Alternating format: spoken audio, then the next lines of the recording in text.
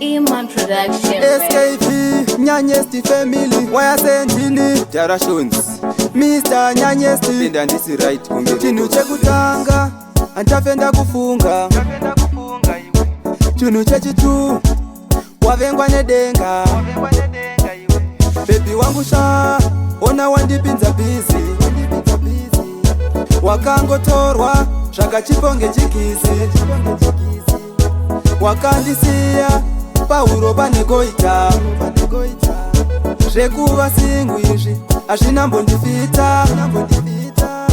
But today, randakakuona, ndakadai wenjisiya friend yako. Asi nhasi wakunditi ndezvekwako sha. Ndoda kuva newe, iyi songu ndaiyimbira iwe. Upenyu hwese hongonzi nini newe gaya. Zvipatara zvakudhura, moyo wangu waukuvadza ndorabvi wangu sha. Ona wandipinza busy. Wakangotorwa, zvakachiponge chikizi. Wakandisiya, pauro panegoita. Zvekuva singwizvi, hazvina mbondifita.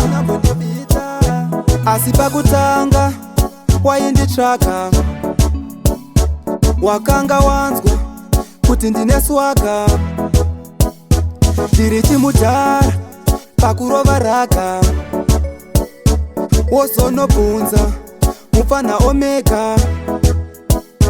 Baby wangu sha, ona wandipinza busy. Wakangotorwa, zvakachiponge chikizi. Wakandisiya, pauro panegoita. Zvekuva singwizvi, hazvina mbondifita. But today, randakakuona, ndakadai wenjisiya friend yako.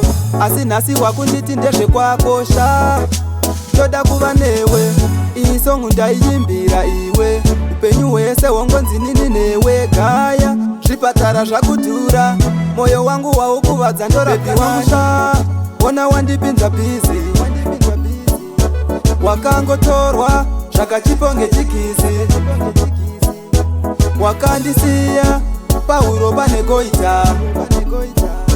Zvekuva singwizvi, hazvina mbondifita.